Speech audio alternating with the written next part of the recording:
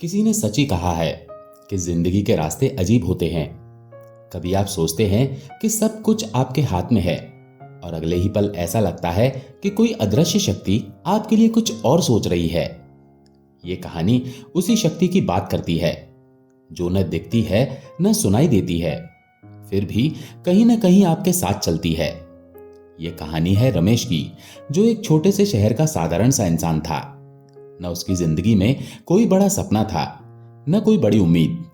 लेकिन जब जिंदगी ने उसे एक कठिन मोड़ पर लाकर खड़ा किया तो उसे समझ आया कि शायद कुछ चीजें हमारे समझने से परे है। रमेश तिवारी मध्य प्रदेश के एक शहर सूरजपुर में रहता था। सूरजपुर कोई बड़ा शहर नहीं था, न यहां ऊंची इमारतें थी न बड़ी बड़ी सड़कें। यहां की जिंदगी धीमी थी। रमेश की उम्र थी 38 साल। वो एक छोटी सी किराने की दुकान चलाता था जो उसके पिता ने उसे सौंपी थी। दुकान ज्यादा कमाई नहीं देती थी, लेकिन रमेश के लिए इतना काफी था कि 2 वक्त की रोटी चल जाए। उसकी पत्नी सुनीता घर संभालती थी और उनका एक बेटा अंकित 7वीं कक्षा में पढ़ता था। रमेश का स्वभाव बड़ा सादा था, न ज्यादा बोलना न ज्यादा हंसना। लोग कहते थे कि वो अपनी दुनिया में खोया रहता है। उसे न तो त्योहारों का शौक था न मंदिर जाने की आदत। सुनीता अक्सर कहती, रमेश कभी भगवान को भी याद कर लिया करो, सब उसी के हाथ में है। रमेश हंसकर टाल देता, अरे भगवान को मेरे जैसे छोटे आदमी से क्या मतलब, वो तो बड़े बड़े लोगों के लिए है।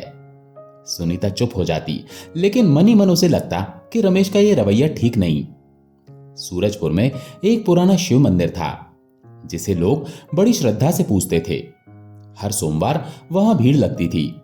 लोग दूर दूर से आते, शिवलिंग पर जल चढ़ाते और अपनी मनोकामनाएं मांगते। रमेश की दुकान उस मंदिर से बस 2 गलियां दूर थी, लेकिन उसने कभी वहां कदम नहीं रखा। उसे लगता था कि यह सब समय की बर्बादी है, जो होगा मेहनत से होगा। लेकिन जिंदगी हमेशा हमारी सोच के हिसाब से नहीं चलती। एक दिन रमेश को कुछ अजीब सा महसूस हुआ। सुबह उठते ही उसे चक्कर आया। उसने सोचा शायद नींद पूरी नहीं हुई। उस दिन वो दुकान गया, लेकिन दोपहर होते होते उसका सिर दर्द से फटने लगा। उसने गोली खाई और घर लौट आया। सुनीता ने कहा, डॉक्टर को दिखा लो, ऐसा पहले तो कभी नहीं हुआ। रमेश ने टाल दिया, अरे थकान होगी, कल ठीक हो जाएगा। लेकिन अगले दिन हालत और बिगड़ गई। आंखों के आगे धुंधलापन छा गया और उसे ऐसा लगा जैसे कोई उसके सिर में हथौड़ी मार रहा हो। सुनीता ने जिद की और आखिरकार रमेश को शहर के सरकारी अस्पताल ले जाया गया। वहां डॉक्टर ने कुछ टेस्ट करवाए। 2 दिन बाद रिपोर्ट आई और जो सुना उसे सुनकर रमेश और सुनीता के पैरों तले जमीन खिसक गई। डॉक्टर ने कहा, रमेश जी आपको ब्रेन ट्यूमर है, ये काफी बढ़ चुका है, ऑपरेशन का रिस्क बहुत है और ईमानदारी से कहूं तो आपके पास ज्यादा समय नहीं है, शायद 6 महीने, उससे ज्यादा की उम्मीद मत रखिए। सुनीता रो पड़ी। रमेश चुप रहा। उसे कुछ समझ नहीं आया कि क्या कहे क्या करे।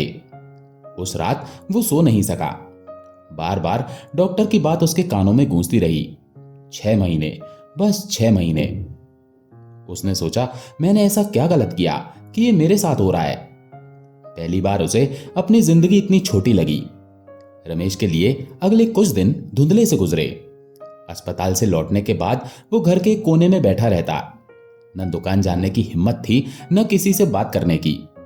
सुनीता हर पल उसकी आंखों में उम्मीद ढूंढती, लेकिन रमेश का चेहरा पत्थर की तरह सख्त हो गया था। अंकित को समझ नहीं आ रहा था कि मम्मी पापा के बीच ये सन्नाटा क्यों छाया है। सुनीता ने उसे बस इतना कहा, पापा को थकान हो गई है, कुछ दिन आराम करेंगे। लेकिन अंकित की नन्ही आंखें कुछ और ही सवाल पूछ रही थी। सूरजपुर में खबरें हवा की तरह फैलती थी। जल्दी ही मोहल्ले वालों को पता चल गया कि रमेश को कोई गंभीर बीमारी है। कोई सहानुभूति दिखाने आता तो कोई सलाह देने।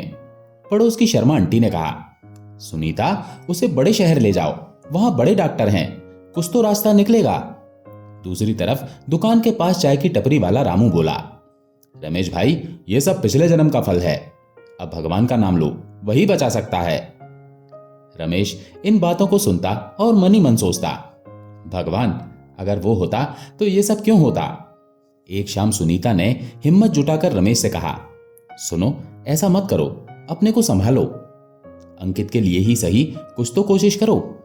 रमेश ने उसकी तरफ देखा। उसकी आंखों में गुस्सा और लाचारी दोनों थे। क्या कोशिश करूं सुनीता?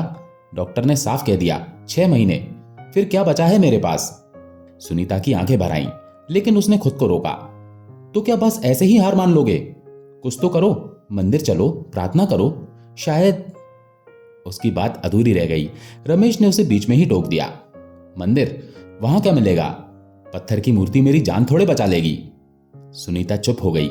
लेकिन कहते हैं ना, जब इंसान की उम्मीद टूटने लगती है तो कोई ना कोई किरण कहीं से चमकी जाती है। अगले दिन सुबह रमेश को नींद नहीं आई। वो बिस्तर पर पड़ा छत को घूर रहा था। सिर में हल्का दर्द फिर से शुरू हो गया था। उसने सोचा कम से कम बाहर की हवा तो लगे, और धीरे धीरे उठकर वो घर से बाहर निकल गया। सूरज अभी पूरी तरह निकला नहीं था। सूरजपुर की गलियां शांत थी। बस कुछ कुत्तों के भौंकने और दूर मंदिर से आती घंटियों की आवाज सुनाई दे रही थी। रमेश बिना सोचे समझे चलता गया। उसके पैर अपने आप उसे उस पुराने शिव मंदिर की तरफ ले गए, जिसके सामने से वो रोज दुकान जाते वक्त गुजरता था। आज मंदिर के बाहर भीड़ कम थी। कुछ लोग जल लेकर अंदर जा रहे थे, कुछ बाहर बैठे बुदबुदा रहे थे। रमेश एक पेड़ के नीचे खड़ा हो गया। उसने मंदिर को देखा। पुरानी सी दीवारें, ऊपर टूटी हुई मीनार और सामने एक बड़ा सा शिवलिंग जिस पर लोग जल चढ़ा रहे थे। उसे कुछ समझ नहीं आया कि वो यहां क्यों आया।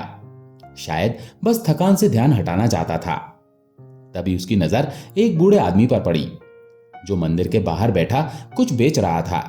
वो सफेद धोती पहने था, चेहरे पर झुर्रियां थी, लेकिन आंखों में अजीब सा तेज था। रमेश उसके पास चला गया। बूढ़े ने उसे देखा और मुस्कुराकर कहा, बेटा जल ले लो, 1 रुपए का लोटा, शिवजी सब ठीक कर देंगे। रमेश को उसकी बात सुनकर हंसी आ गई। उसने कहा, बाबा, शिवजी अगर सब ठीक करते तो दुनिया में कोई दुखी क्यों होता? बूढ़ा हंसा और बोला, सही कहते हो, लेकिन कभी कभी रास्ता वही दिखाते हैं, कोशिश तो करो। रमेश ने कुछ सोचा और जेब से एक सिक्का निकालकर बूढ़े को दे दिया। उसने लोटा लिया और मंदिर के अंदर चला गया। उसे नहीं पता था कि वो ऐसा क्यों कर रहा है। शायद सुनीता की बात उसके दिमाग में कहीं गहरे बैठ गई थी। उसने देखा कि लोग शिवलिंग पर जल चढ़ा रहे थे और कुछ बुदबुदा रहे थे। उसने भी वैसा ही किया। जल चढ़ाते वक्त उसे अजीब सा लगा। न शांति मिली, न कोई चमत्कार हुआ, बस एक खालीपन सा महसूस हुआ। वो वापस बाहर आया और बिना किसी से बात किए घर लौट गया। उस रात रमेश को नींद नहीं आई। वो टीवी चालू करके बैठ गया। चैनल बदलते हुए उसकी नजर एक धार्मिक चैनल पर पड़ी। वहां एक संत बड़े जोश से बोल रहे थे, शिवजी महादेव हैं, उनके सामने कोई समस्या टिक नहीं सकती। एक लोटा जल, थोड़ी सी श्रद्धा और देखो कैसे रास्ते खुलते हैं। रमेश ने टीवी बंद कर दिया, लेकिन उस संत की बात उसके दिमाग में अटक गई। उसे विमल की कहानी याद आई, जो उसने कभी सुनी थी। एक आदमी जिसे ब्रेन ट्यूमर था और जो शिवजी की भक्ति से ठीक हो गया। अगली सुबह रमेश फिर मंदिर गया। इस बार उसने ये सोच लिया था कि वो कुछ दिन ये करके देखेगा। शायद कुछ हो, शायद न हो, लेकिन कोशिश करने में क्या हर्ज है। उसने जल चढ़ाया और मनी मन कहा, अगर आप सच में हैं तो कुछ तो दिखाइए। उसे नहीं पता था कि ये छोटा सा कदम उसकी जिंदगी को हमेशा के लिए बदलने वाला था। रमेश ने अगले कुछ दिन तक मंदिर जाना शुरू कर दिया। हर सुबह वो उठता, नहाता और चुपचाप उस पुराने शिव मंदिर की ओर चल पड़ता। एक छोटा सा लोटा हाथ में लिए वो शिवलिंग पर जल चढ़ाता और कुछ पल खामोश खड़ा रहता। उसे नहीं पता था कि वो क्या मांग रहा है, जिंदगी, उम्मीद या बस एक संकेत। जल चढ़ाने के बाद वो बिना किसी से बात किए घर लौट आता। ये उसकी नई दिनचर्या बन गई थी। सुनीता को रमेश का यह बदलाव देखकर थोड़ी राहत मिली। उसने सोचा शायद ये सब करने से इनके मन को सुकून मिले।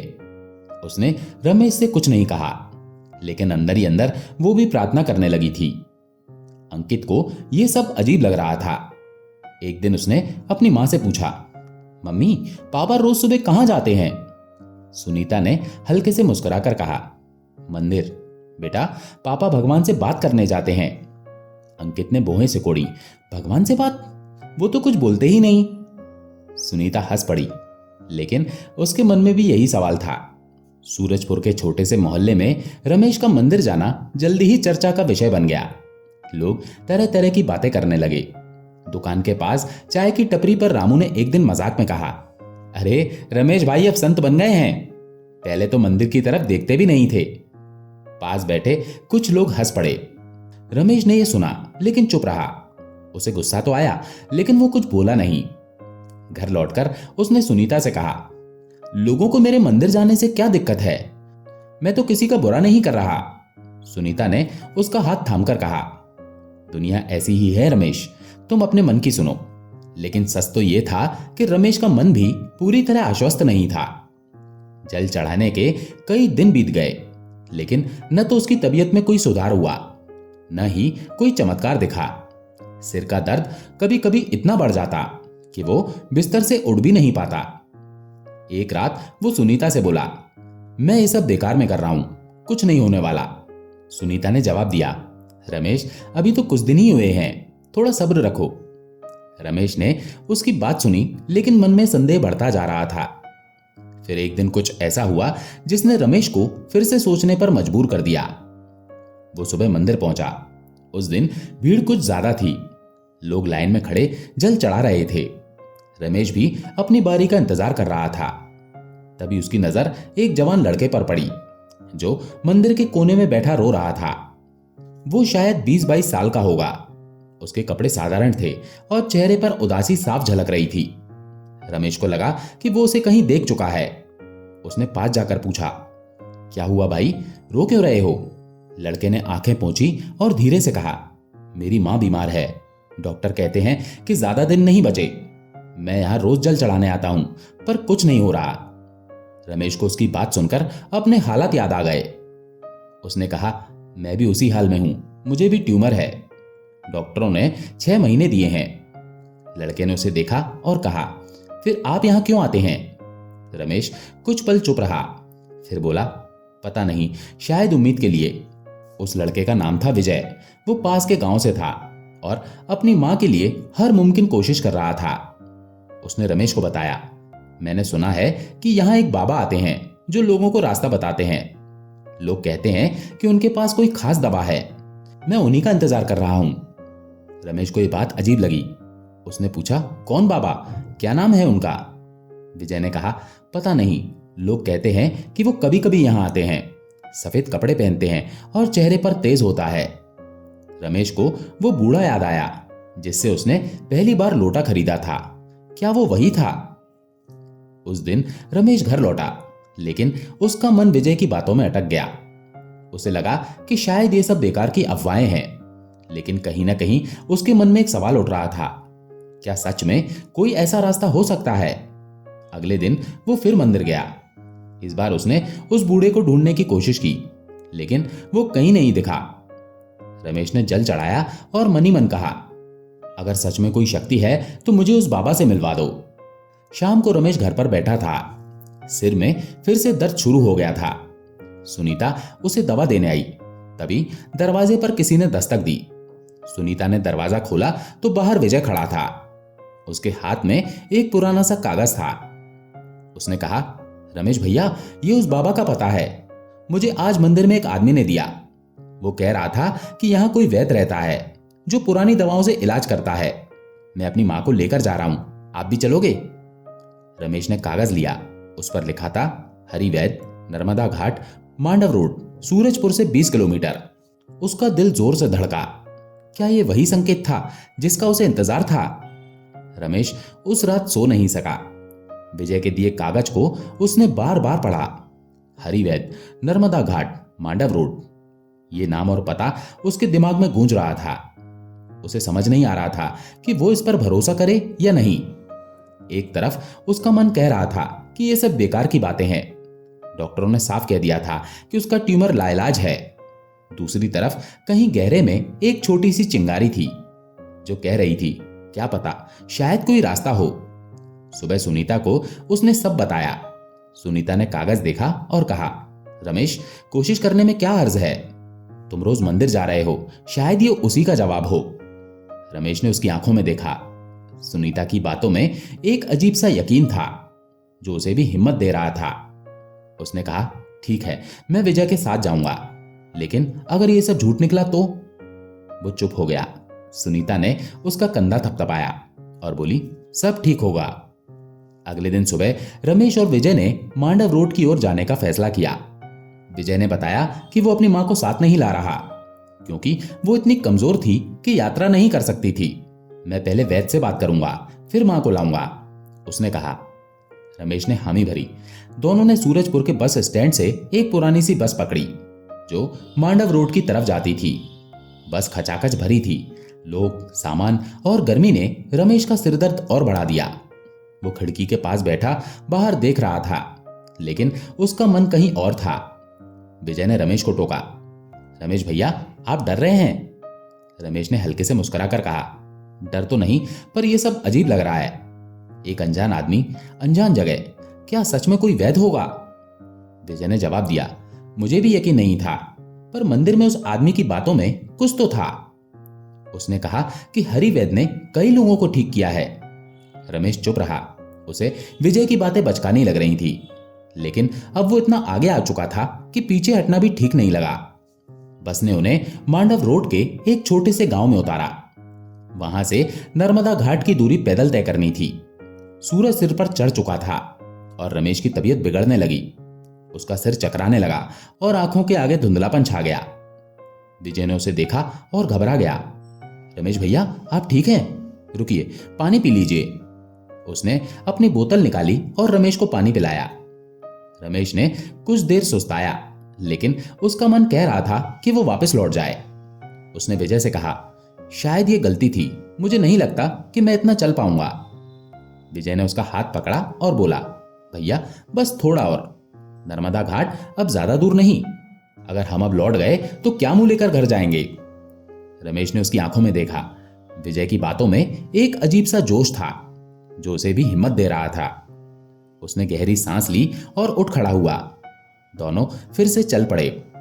रास्ता जंगल और खेतों से होकर गुजर रहा था। दूर दूर तक कोई बस्ती नहीं दिख रही थी। रमेश को लग रहा था कि वो किसी गलत जगह आ गया है। तभी विजय ने एक पतली सी पगडंडी की ओर इशारा किया। वो देखिए, नर्मदा का किनारा, अब बस कुछ ही मिनट। रमेश ने देखा, दूर हरे भरे पेड़ों के बीच नर्मदा की चमकती धारा दिख रही थी। उस दृश्य को देखकर उसे थोड़ा सुकून मिला। नर्मदा घाट पर पहुंचते ही दोनों ने देखा कि वहां कुछ लोग नहा रहे थे, कुछ पूजा कर रहे थे। एक छोटा सा मंदिर था जिसके पास कुछ झोपड़ियां बनी थी। विजय ने एक बुजुर्ग औरत से पूछा, माँ जी, हरिवैद्य कहाँ मिलेंगे? औरत ने एक झोपड़ी की ओर इशारा किया और कहा, वहां, लेकिन वो अभी शायद किसी से मिल रहे हैं, थोड़ा इंतजार करना पड़ेगा। रमेश और विजय उस झोपड़ी के बाहर बैठ गए। रमेश का सिर दर्द अब और बढ़ गया था। उसने अपनी आंखें बंद की और नर्मदा की लहरों की आवाज सुनने की कोशिश की। तभी झोपड़ी का पर्दा हटा और एक आदमी बाहर निकला। वो मध्यम उम्र का था, साधारण कपड़े पहने हुए और चेहरे पर हल्की सी मुस्कान थी। उसने रमेश और विजय को देखा और कहा, आप लोग हरिवैद्य से मिलने आए हैं? विजय ने उत्साह से कहा, हाँ, हमें उनका पता मंदिर में मिला था।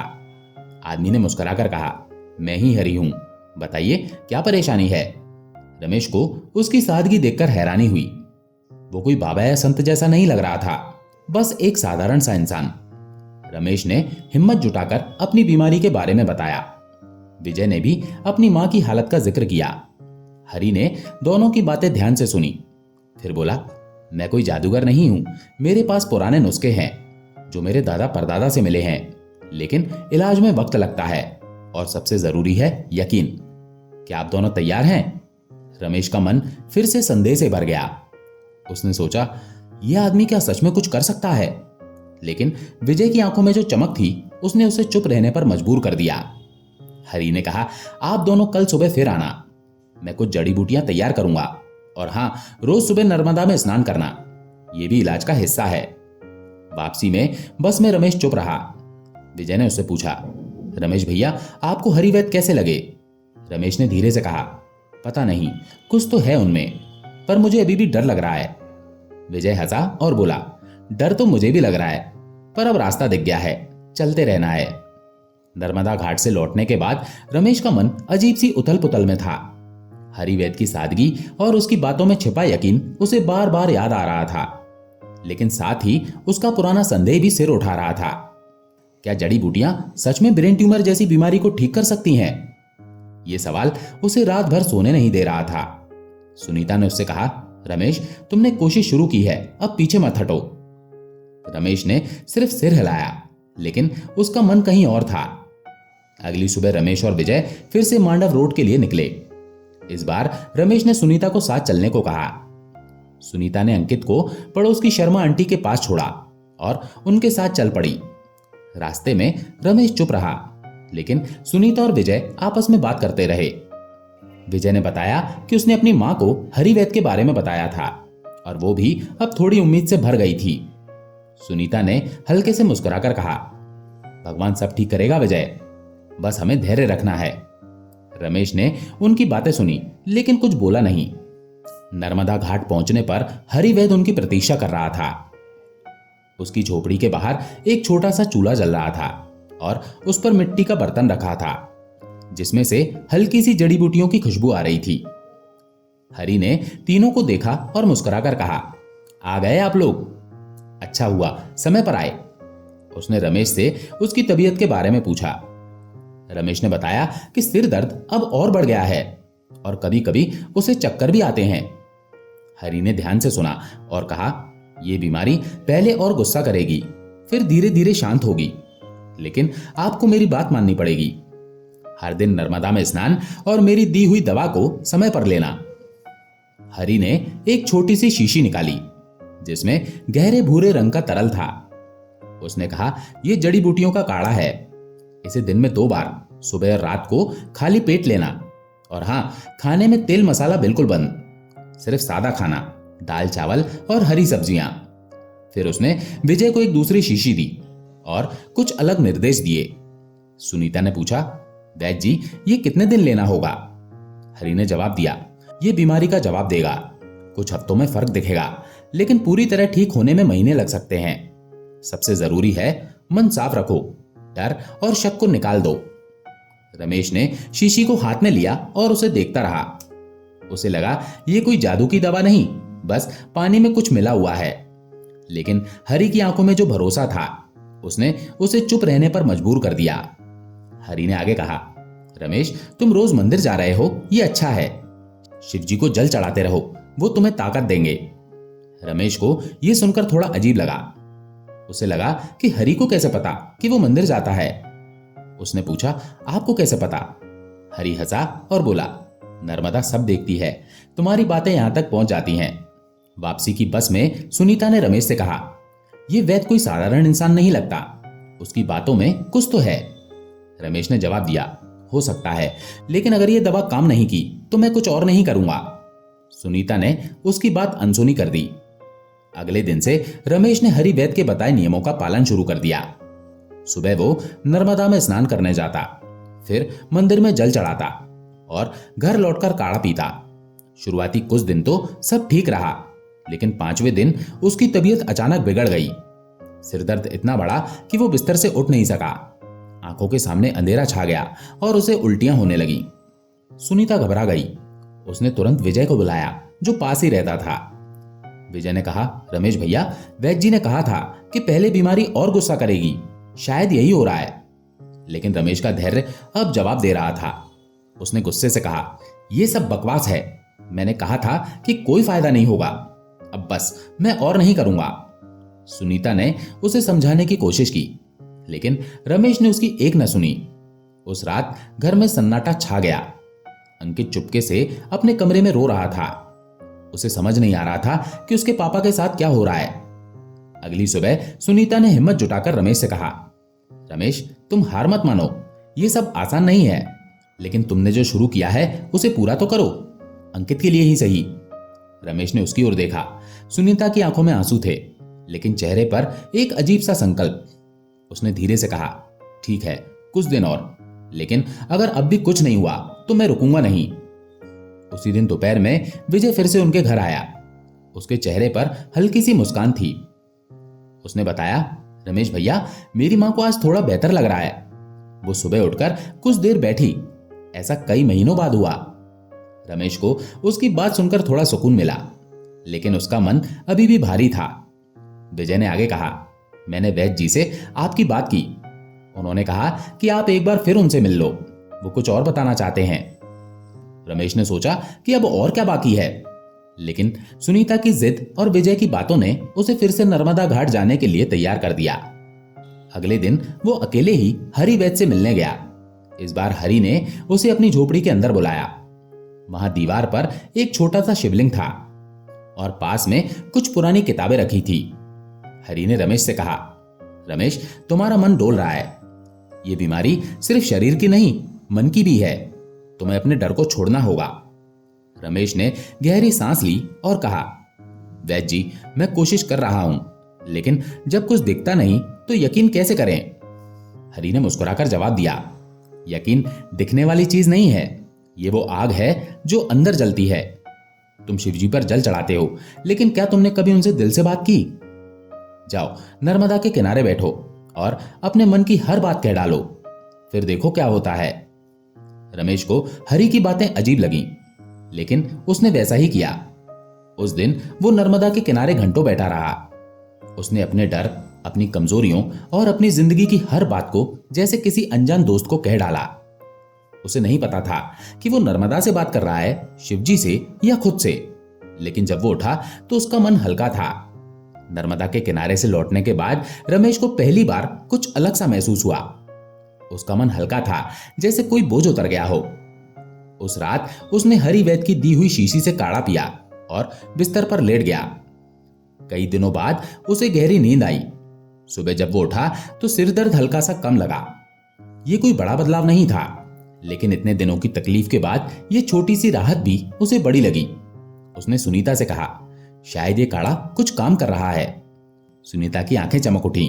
उसने तुरंत हाथ जोड़कर कहा, शिवजी की कृपा है रमेश, अब हिम्मत मत हारना।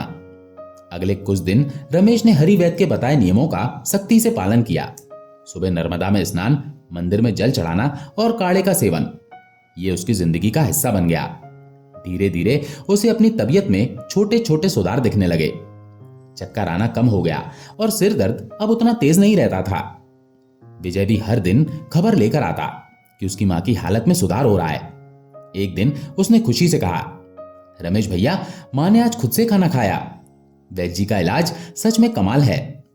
रमेश ने उसकी बात सुनी और मनी मन सोचा, शायद सच में कुछ हो रहा है, लेकिन जहां रोशनी बढ़ती है वहां छायाएं भी गहरी होती हैं। रमेश का यह बदलाव घर और मोहल्ले में सबको अच्छा नहीं लगा। सुनीता की खुशी को देखकर रमेश के बड़े भाई सुरेश को कुछ ठीक नहीं लगा। सुरेश सूरजपुर में ही रहता था और एक स्कूल में शिक्षक था।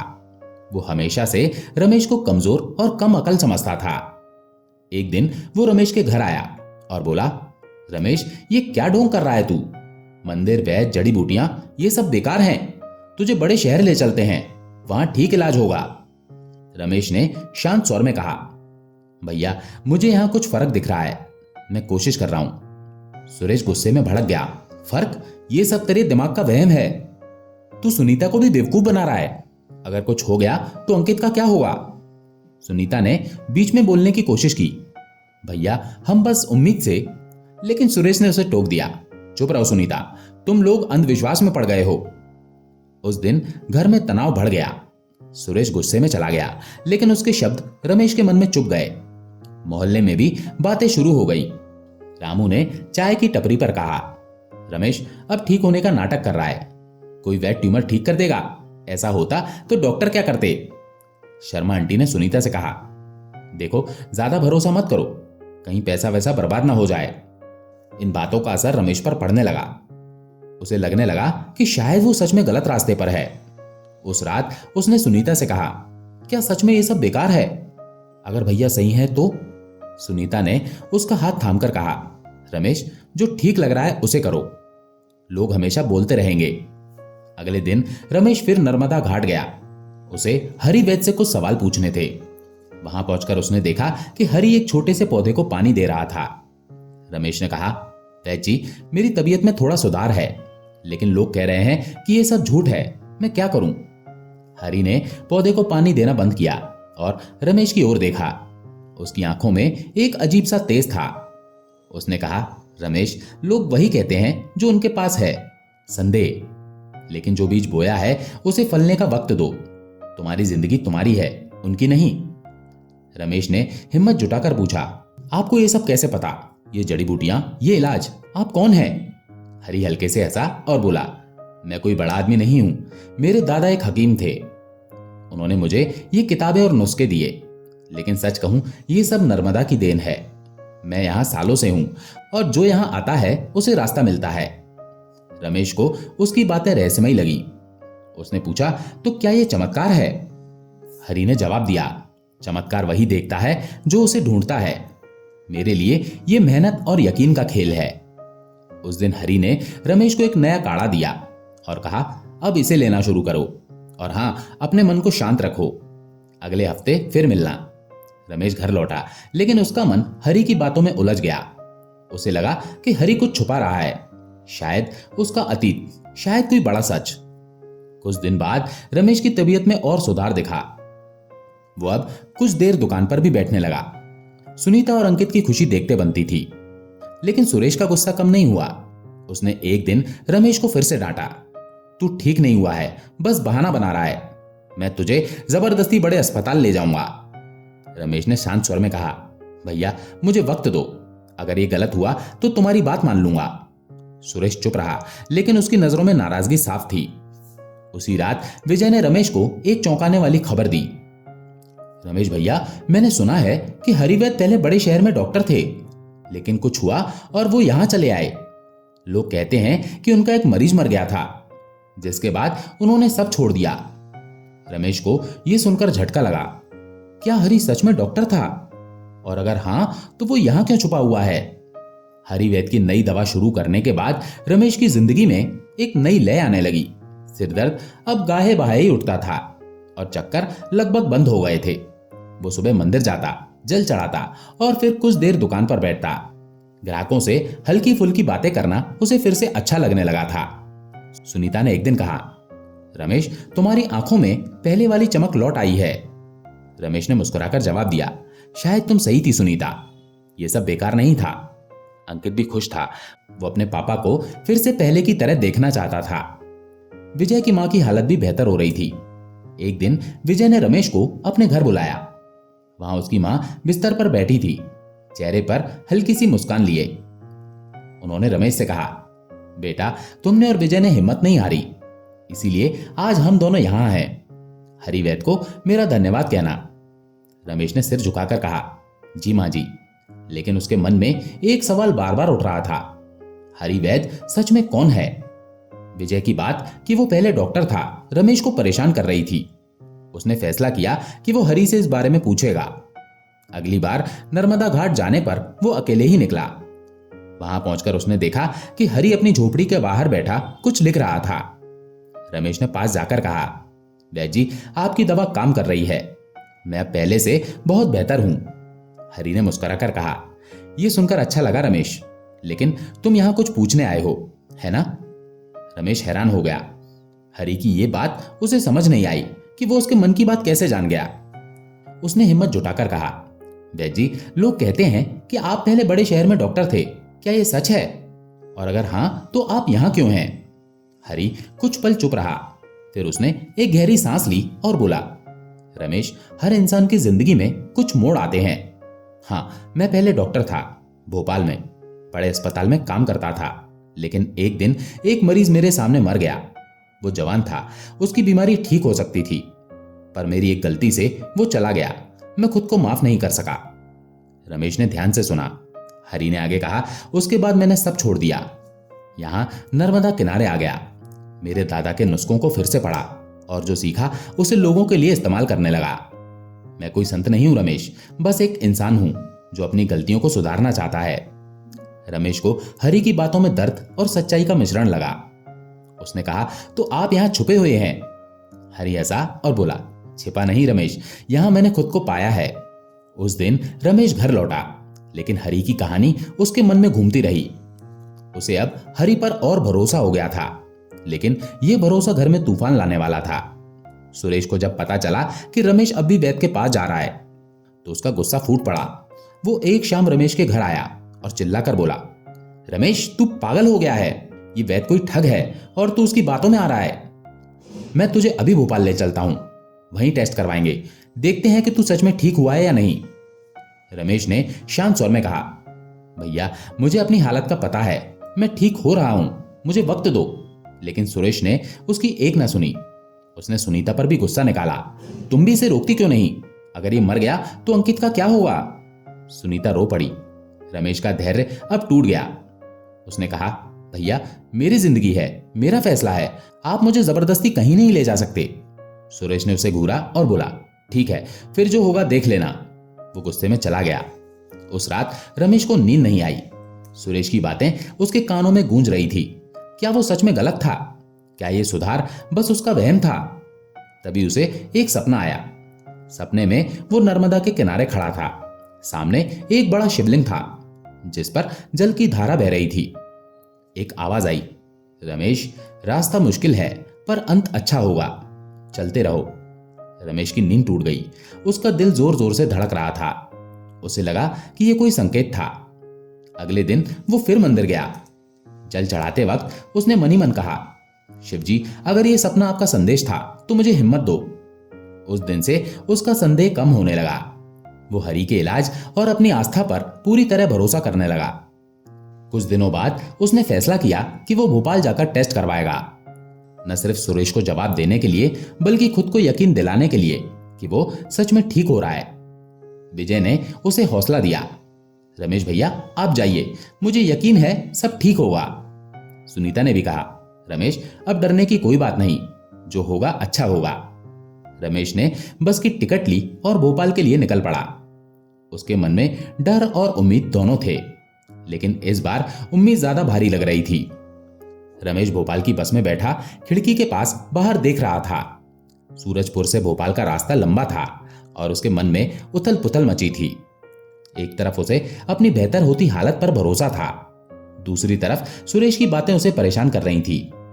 सुनीता ने उसे विदा करते वक्त कहा था, रमेश जो होगा अच्छा होगा, शिवजी हमारे साथ हैं। उसकी बातें रमेश के मन में हौसले की तरह गूंज रही थी। भोपाल पहुंचने पर रमेश सीधे एक बड़े सरकारी अस्पताल गया। वहां उसने अपने पुराने टेस्ट की रिपोर्ट दिखाई और नए स्कैन के लिए कहा। डॉक्टर ने उसकी हालत देखकर थोड़ी हैरानी जताई। उसने पूछा, आपको 6 महीने पहले ट्यूमर डायग्नोस्ट हुआ था और आप अब तक ठीक कैसे हैं? क्या इलाज लिया? रमेश ने हरी वैद्य और जड़ी बूटियों की बात बताई। डॉक्टर ने हल्के से मुस्कुराकर कहा, चलो देखते हैं, स्कैन के बाद सब पता चल जाएगा। 2 दिन बाद रिपोर्ट आई। रमेश डॉक्टर के कमरे में बैठा था, हाथ में एक कप चाय लिए। उसका दिल जोर जोर से धड़क रहा था। डॉक्टर ने रिपोर्ट देखी और कहा, रमेश जी ये हैरान करने वाली बात है, आपका ट्यूमर न सिर्फ बड़ा नहीं बल्कि काफी हद तक सिकुड़ गया है। यह अभी पूरी तरह खत्म नहीं हुआ, लेकिन इस स्टेज पर यह कहना गलत नहीं होगा कि आप खतरे से बाहर हैं। रमेश को अपने कानों पर यकीन नहीं हुआ। उसने कांपते स्वर में पूछा, मतलब मैं ठीक हो जाऊंगा? डॉक्टर ने जवाब दिया, हाँ, अगर ऐसा ही चलता रहा तो पूरी तरह ठीक होने की उम्मीद है। आप जो भी कर रहे हैं उसे जारी रखें। रमेश की आंखें भर आईं। उसने तुरंत सुनीता को फोन किया और सारी बात बताई। सुनीता रो पड़ी और बोली, रमेश मैंने कहा था ना, शिव जी सब ठीक करेंगे, अब घर आ जाओ। रमेश ने हामी भरी और अगली बस से सूरजपुर लौट आया। घर पहुंचते ही सुनीता और अंकित ने उसे गले लगा लिया। अंकित ने कहा, पापा आप हमेशा मेरे साथ रहेंगे ना? रमेश ने उसकी आंखों में देखकर कहा, हाँ बेटा हमेशा, लेकिन अभी एक काम बाकी था, सुरेश से बात करना। रमेश ने अगले दिन सुरेश को घर बुलाया। सुरेश अभी भी नाराज था, लेकिन रमेश की बात सुनने आया। रमेश ने उसे रिपोर्ट दिखाई और कहा, भैया तुम सही कहते थे कि टेस्ट जरूरी है, लेकिन मैं जो कर रहा था वो भी गलत नहीं था। ये देखो मैं ठीक हो रहा हूं। सुरेश ने रिपोर्ट पढ़ी और चुप हो गया। कुछ पल बाद उसने कहा, रमेश मुझे गलतफहमी हुई, मैं बस तुम्हें खोना नहीं चाहता था। रमेश ने उसका कंधा थपथपाया और बोला, भैया अब सब ठीक है। उस दिन दोनों भाइयों के बीच का तनाव खत्म हो गया।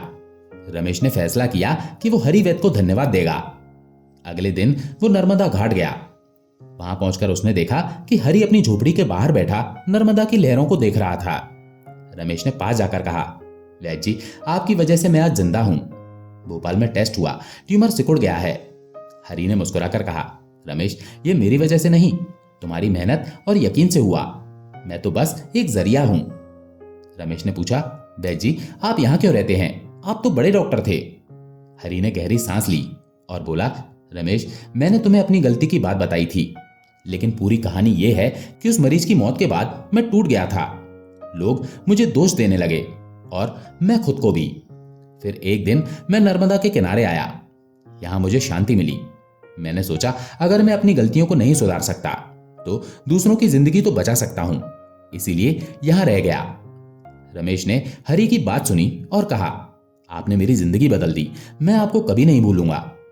हरी ने हल्के से हंसकर कहा, मुझे याद मत रखो रमेश, जो सीखा है उसे आगे बढ़ाओ। और हाँ, शिव जी को जल चढ़ाते रहना, वो हमेशा सुनते हैं। उस दिन रमेश ने हरी को प्रणाम किया और घर लौट आया। कुछ महीने बाद रमेश पूरी तरह ठीक हो गया। डॉक्टरों ने भी हैरानी जताई कि ऐसा कैसे हुआ। रमेश ने अपनी जिंदगी फिर से शुरू की, दुकान चलाने लगा, अंकित को पढ़ाने लगा और हर सोमवार मंदिर जाता रहा। उसने अपनी कहानी मोहल्ले में सुनाई और लोग जो पहले उसका मजाक उड़ाते थे अब उससे प्रेरणा लेने लगे। विजय की मां भी ठीक हो गई और दोनों परिवारों में एक नया रिश्ता बन गया। एक दिन रमेश नर्मदा के किनारे बैठा था। उसने आसमान की ओर देखा और मनी मन कहा, शिव जी, आपने मुझे रास्ता दिखाया। ये चमत्कार नहीं था, पर आपने मुझे वो हिम्मत दी जिससे मैं खुद को बचा सका। तभी एक हवा का झोंका आया और नर्मदा की लहरें जैसे जवाब में हिल उठी। रमेश मुस्कुराया। उसे समझ आ गया था कि जिंदगी के रास्ते ऊपर से बनते हैं, बस चलते रहना होता है। इसके साथ ही रमेश की कहानी खत्म होती है। ये एक साधारण इंसान की असाधारण कहानी थी। संदेह से आस्था तक, हताशा से उम्मीद तक, हरी वैद्य की सादगी और नर्मदा की शक्ति ने उसे नई जिंदगी दी। ये कहानी हमें सिखाती है कि चमत्कार बड़ी चीजों में नहीं, बल्कि छोटे छोटे कदमों और अटूट विश्वास में छुपे होते हैं। दोस्तों, आशा है ये कहानी आपको पसंद आई होगी। अगर पसंद आई हो तो वीडियो को लाइक करके कमेंट में ओम नमः शिवाय जरूर लिखें। ओम नमः शिवाय।